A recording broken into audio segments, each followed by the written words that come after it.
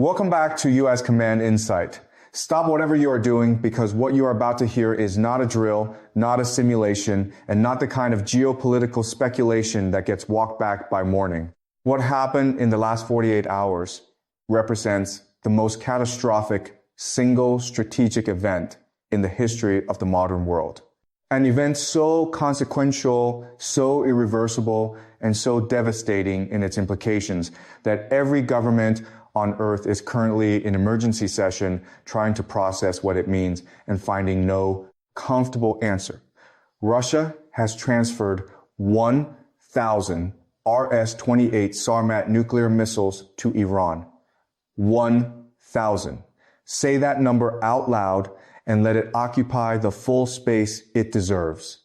Not a squadron, not a regiment, 1,000 of the most destructive weapons ever manufactured by human civilization, each one carrying a payload capable of erasing a country the size of France from the map, each one traveling at hypersonic velocity along trajectories that no defense system on Earth was designed to intercept, each one now sitting inside hardened Iranian launch facilities pointed outward at a world that has just run out of time to pretend the old rules still apply. The RS-28 Sarmat. NATO calls it Satan II. The name is not marketing. It is a description with a range of 18,000 kilometers, a payload capacity of up to 15 independently targetable nuclear warheads per missile, and a flight profile that can approach its targets from any direction, including over the South Pole, bypassing every early warning radar that the United States and NATO have spent decades positioning along the northern approaches. The Sarmat was already the most terrifying weapon system in the Russian strategic arsenal. It was designed specifically to defeat American missile defense. It was built with the explicit purpose of ensuring that nothing the United States deploys, no interceptor, no laser system, no classified next-generation capability can prevent it from reaching its designated target. And Russia just gave 1,000 of them to Iran. Let us talk about what 1,000 Sarmat missiles actually means in operational terms, because the number needs to be translated into strategic reality before its full weight can be understood. The United States currently maintains approximately 1,500 deployed strategic nuclear warheads across its entire nuclear triad: land-based missiles, submarine launch missiles, and nuclear-capable bombers combined. 1,000 Sarmat missiles, each carrying up to 15 independently targetable warheads, represents a theoretical maximum delivery capacity of 15,000 nuclear warheads. Iran has just received a nuclear arsenal that, in raw delivery capacity, exceeds the entire American strategic nuclear force by a factor of 10. Israel issued its response within 6 hours of transfer confirmation, a single statement, 11 words. Iran has 48 hours to stand down or face total destruction. Behind that statement, behind those 11 words delivered in the controlled, flat tone of a government that has just looked into the abyss, is the most agonizing strategic calculation any Israeli leadership has ever been forced to make. Because Israel's own nuclear arsenal, formidable by regional standards and sufficient to guarantee the Samson option against any previous version of Iranian military power, is now facing a counterpart that outweighs it by an order of magnitude that makes the term balance meaningless. Washington received the transfer confirmation at 3:14 inches the morning. The president was woken immediately. The National Security Council was fully assembled within 20 minutes. And for the first time in the history of American crisis management, for the first time since the Cuban Missile Crisis of 1962, put the world on the edge of annihilation. the assembled leadership of the most powerful nation on earth sat in a room together and could not identify a single option that did not carry the realistic possibility of ending human civilization as a functioning enterprise. Tonight's analysis takes you inside every dimension of this moment. How did Russia execute a transfer of 1,000 Sarmat missiles without triggering a Western response? What does the Sarmat's technical architecture mean for every defense system that Israel and the United States have spent decades and trillions of dollars building? What is behind Israel's 48-hour ultimatum? And is it a genuine red line or the last desperate gesture of a government that has run out of real options? What does Washington do when deterrence itself has been deterred? And what does a world with 1,000 Russian nuclear missiles in Iranian hands mean for the global order, for the non-proliferation framework, and for the basic assumption that tomorrow will look anything like today? There are no comfortable answers tonight, but the truth, however brutal, is the only thing worth saying. 3 questions will drive everything that follows.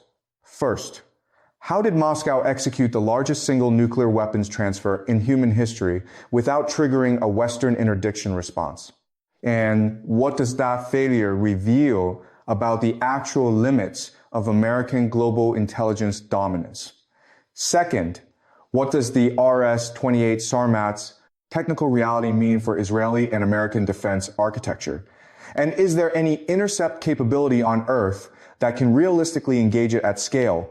Third, with Israel's 8-hour clock now running and Washington holding no clean military option, is there any path through this crisis that does not end in nuclear exchange?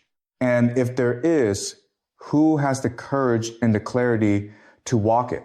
If this channel has been the place where you come when you need analysis that goes deeper than the headlines, sharper than the official narrative, and more honest than anything, the mainstream defense media is willing to say, this is the moment to make that relationship permanent.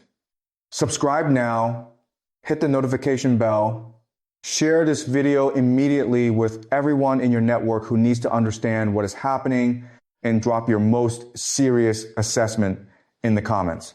Because tonight, this conversation matters more than it ever has before. Part 1, the transfer. How Russia armed Iran with Satan II and why. The West never saw it coming. The transfer of 1,000 RS-28 Sarmat missiles from Russia to Iran did not happen through the kind of covert logistics operation that Western intelligence agencies are trained to detect and interdict. It happened through something far more audacious and far more difficult to counter a state-to-state strategic decision made at the highest level of Russian government, executed through official military channels and completed before Washington could formulate a response capable of stopping it. To understand how this happened, you need to understand the strategic logic that drove Moscow to this decision. Because the transfer of 1,000 nuclear-capable ICBMs to a regional power is not an action that any government takes without a calculation. Extraordinary deliberateness.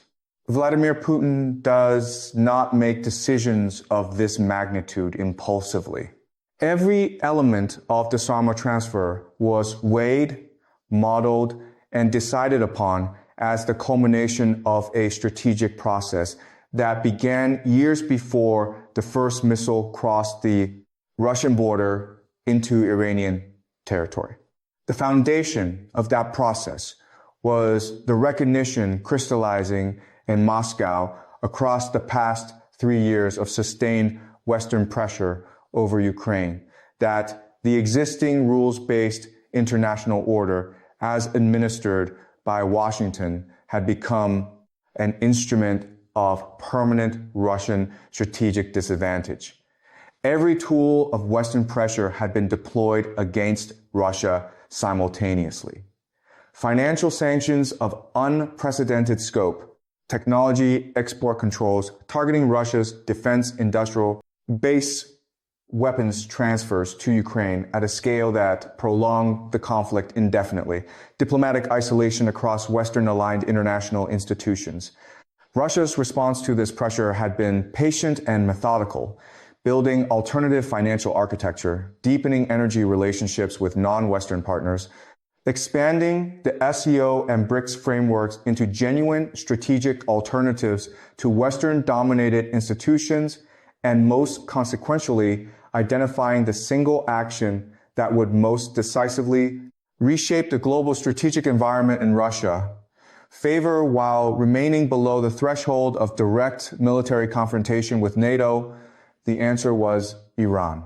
A nuclear-armed Iran, or more precisely, an Iran possessing the world's most advanced nuclear delivery systems, transforms the Middle Eastern strategic environment in ways that permanently consume American strategic attention, permanently tie down American military resources, and permanently degrade American credibility as the guarantor of regional security. Every percentage point of American strategic capacity absorbed by a nuclear-capable Iran is a percentage point unavailable for pressure on Russia. Every ally that loses confidence in American security guarantees due to Washington's failure to prevent the Iranian acquisition is an ally that Moscow can cultivate as an alternative partner. The transfer was therefore not an impulsive escalation. It was a calculated strategic investment.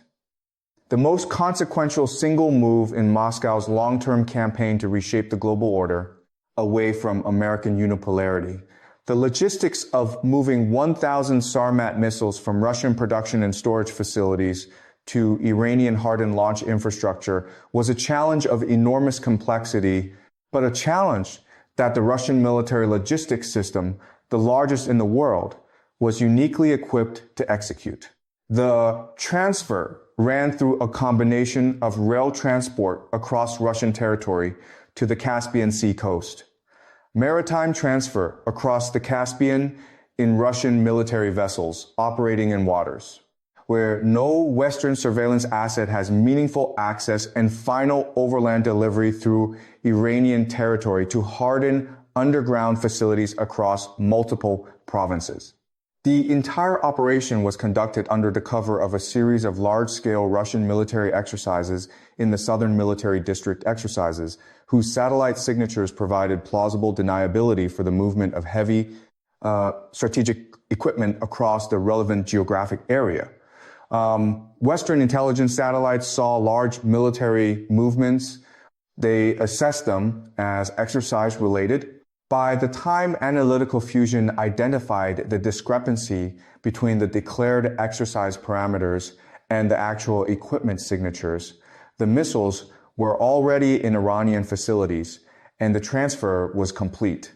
The failure of Western intelligence to interdict this operation is not primarily a collection failure. It is a decision-making failure. The collection assets were there. The signals were present.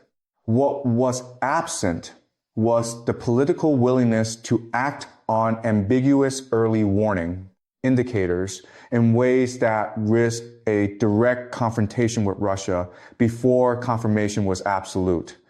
And by the time confirmation was absolute, the window for interdiction had closed. This is the intelligence paradox that authoritarian systems exploit against democratic ones. Democratic governments require a higher standard of certainty before taking high-risk action than authoritarian governments require before completing high-risk operations. Russia acted. Washington deliberated. The missiles are in Iran. The Iranian reception infrastructure, the hardened underground launch facilities, the command and control architecture, the technical personnel trained in Sarmat operations have been prepared across a multi-year program whose full scope Western intelligence had not accurately assessed Iranian and Russian technical teams had been working together at classified facilities for years, building the receiving architecture in advance of the transfer. When the missiles arrived, Iran was ready to receive them, integrate them, and place them on operational alert within a timeline measured in days rather than months. Part 2, Satan II, the weapon that makes every defense system a relic. The RS-28 Sarmat earned its NATO designation, Satan II, through a process of sober technical assessment by analysts who do not use dramatic language lightly. Understanding why this weapon is categorically different from everything that has previously defined the nuclear threat environment requires examining it across 5 dimensions: throw weight, warhead capacity, range, geometry, penetration aids, and the fundamental impossibility of intercept at scale. Begin with throw weight, the payload capacity that the missile can deliver to its target. The RS-28 Sarmat carries a throw weight of approximately 10 metric tons. This is not a number to pass over quickly. 10 metric tons of deliverable payload capacity means that a single Sarmat can carry combinations of warheads, decoys, and penetration aids that overwhelm any intercept system simultaneously. The standard configuration carries between 10 and 15 independently targetable re-entry vehicles, MVs, each capable of being directed to a separate target within a strike zone. A single Sarmat launch against Israel could simultaneously target Tel Aviv, Haifa, Bir, Cheva, the Diona nuclear facility, Nevatim Air Base, and every other strategically significant node in Israeli territory, with warheads remaining for the command bunkers beneath each of them. One missile, one launch, every significant target in a country the size of New Jersey, simultaneously. Now multiply that by 1,000. The warhead yield options available for Sarmat reentry vehicles range from tactical to city-destroying strategic configurations. Russian doctrine allows for flexible payload selection based on target requirements, meaning that Iran now possesses the option to calibrate its nuclear response anywhere on a spectrum, from surgical military strikes to civilization-ending exchanges. This flexibility is itself a strategic asset, an adversary that can threaten any point on that spectrum simultaneously forces its opponent to plan against all of them simultaneously, an impossible defensive task. The range geometry of the Sarmat is where the weapon's most revolutionary characteristic becomes apparent. With an operational range of 18,000 kilometers, the Sarmat can reach any point on Earth from any launch position within Iranian territory. But range alone does not capture the full significance of its flight geometry. The Sarmat was specifically designed to approach its targets via trajectories that bypass the early warning and intercept architecture that the United States and its allies have constructed across decades of Cold War and post-Cold War investment. American Missile Defense Architecture, THAAD, Aegis, the ground-based mid-course defense system in Alaska and California, was designed around the assumption that Russian or Chinese ICBMs would approach the continental United States via the shortest available flight path, which runs over the North Pole. Decades of early warning, radar, investment, interceptor positioning, and command architecture were built around that northern approach corridor assumption. The Sarmat can fly over the South Pole. It can approach the United States and Israel from directions for which no early warning radar coverage exists, along trajectories for which no interceptor has been positioned using flight paths that the entire American missile defense architecture was never designed to address. The weapon was built specifically to make American missile defense irrelevant against targets in the Middle East. the trajectory options are even more varied, and the early warning timeline even more compressed. The penetration aids package carried by each Sarmat reentry vehicle stack compounds the intercept impossibility. Alongside its nuclear warheads, each SART carries a suite of decoys objects designed to mimic the radar signature of real warheads, along with electronic jamming systems and maneuvering reentry vehicles that execute evasive maneuvers in the terminal phase. An intercept system attempting to engage an incoming Sarmat strike package must simultaneously discriminate between real warheads and decoys, track maneuvering objects, executing hypersonic lateral displacement, and execute intercepts against targets moving faster than any interceptor currently deployed in the theater was designed to engage. The mathematics of intercept against this threat profile are not unfavorable. They are impossible. Against a single Sarmat launch, an intercept system might engage some of the decoys and achieve nothing. Against a salvo of 10 Sarmats carrying a combined package of 150 warheads and several hundred decoys, every intercept system in the theater would be saturated before the first real warhead was engaged. Against 10,000 Sarmats, the full transferred inventory now sitting in Iranian facilities. The concept of missile defense ceases to have operational meaning. You cannot intercept 1,000 ICBMs. No system built, no system currently in development, no system that exists in the classified programs of the American defense establishment can intercept 1,000 simultaneously launched ICBMs. The physics do not allow it. The mathematics do not allow it. The timeline does not allow it. Israel's Arrow 3 system, its highest tier ballistic missile defense, designed for exo-atmospheric intercept of long-range threats, has a total deployed interceptor inventory that could engage a fraction of a single Sarmat warhead package. Against 1,000 Sarmats, Arrow 3 is not a defense. It is a gesture.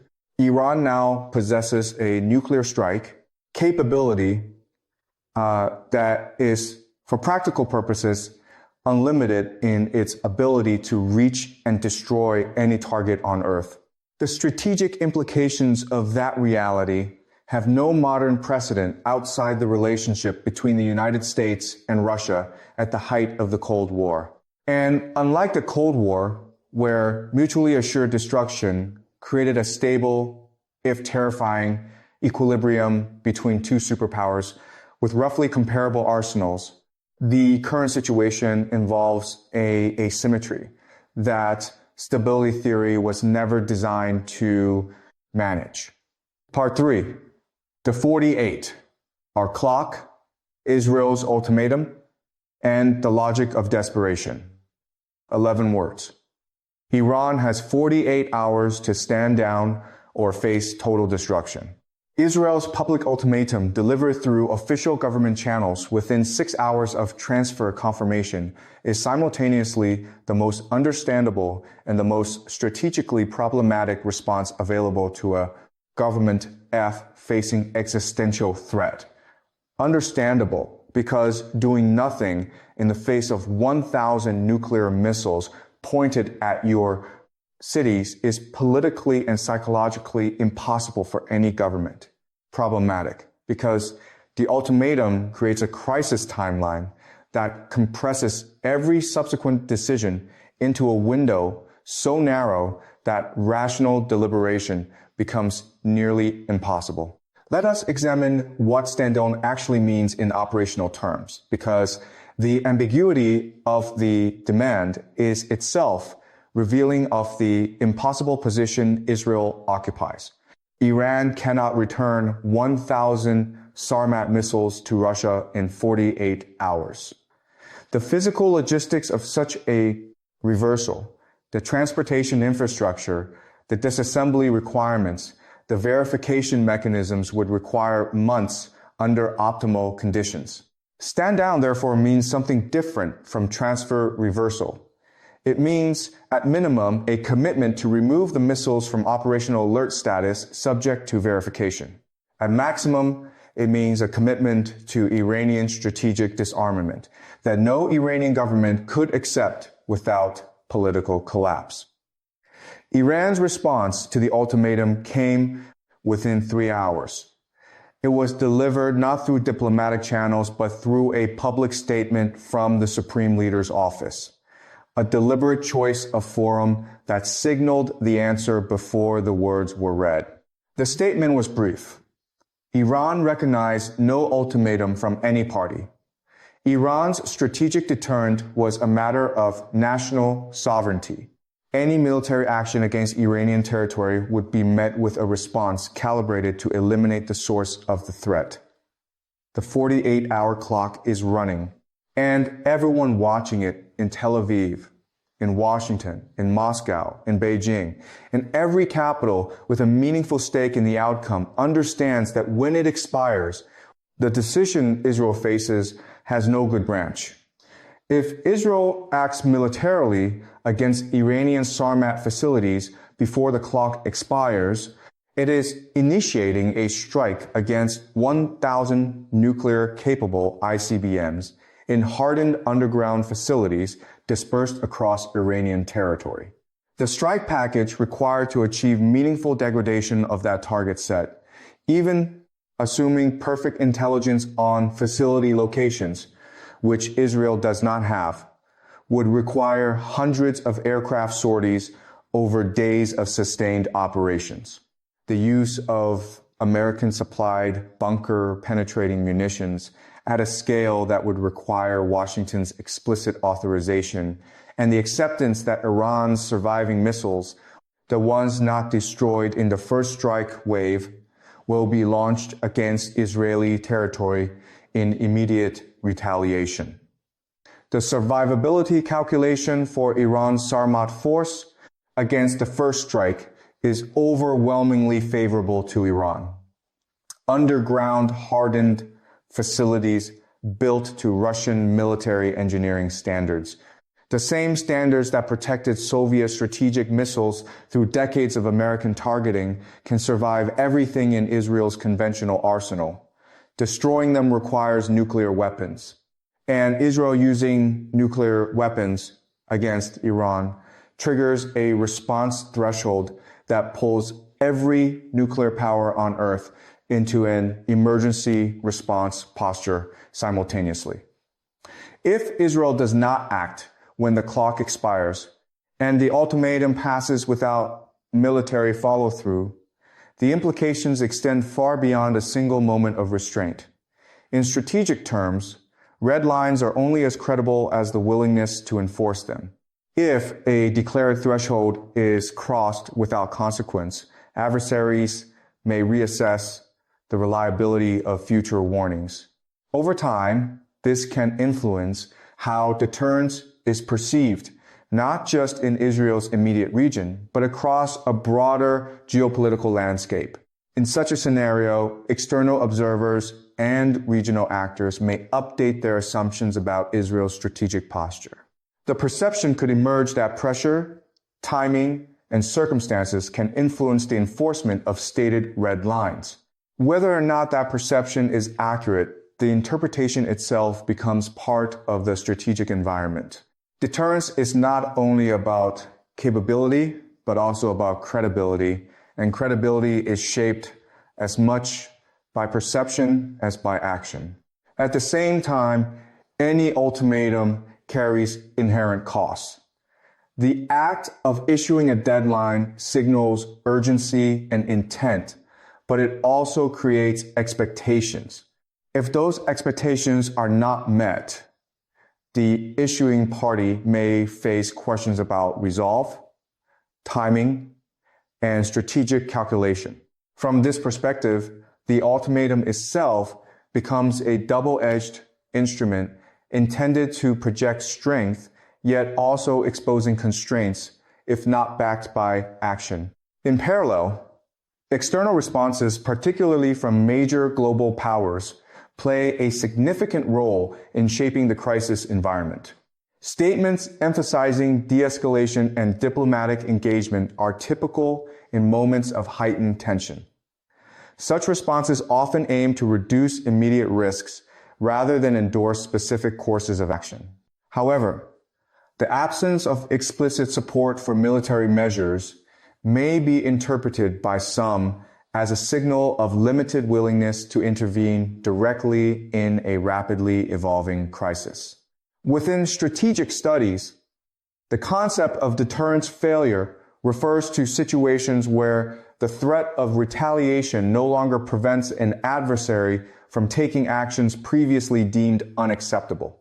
Modern deterrence frameworks have historically relied on a combination of military capability, alliance commitments, and credible signaling to maintain stability.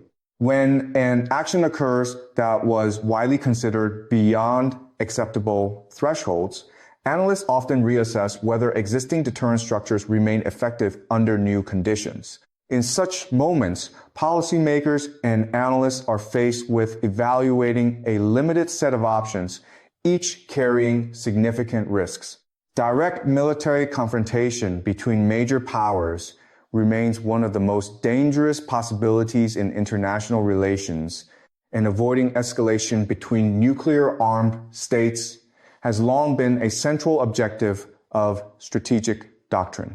As a result, certain responses are constrained not by lack of capability alone, but by the potential consequences they could trigger. Sanctions and economic measures, while historically significant tools of pressure, may have diminishing marginal effects if a target state has already adapted to extensive restrictions. Similarly, military options against heavily defended or dispersed strategic assets present operational and escalation challenges that complicate planning. Diplomatic engagement, on the other hand, depends on mutual willingness to negotiate, often requiring compromises that may be difficult to reconcile with domestic political constraints or perceived strategic value. When viewed collectively, these constraints highlight the complexity of high-stakes international crises. Decision makers must weigh not only immediate tactical outcomes, but also long-term strategic implications, alliance dynamics, and the risk of unintended escalation. In environments characterized by uncertainty and compressed timelines, even small miscalculations can have outsized consequences. Beyond the immediate crisis, broader structural questions come into focus.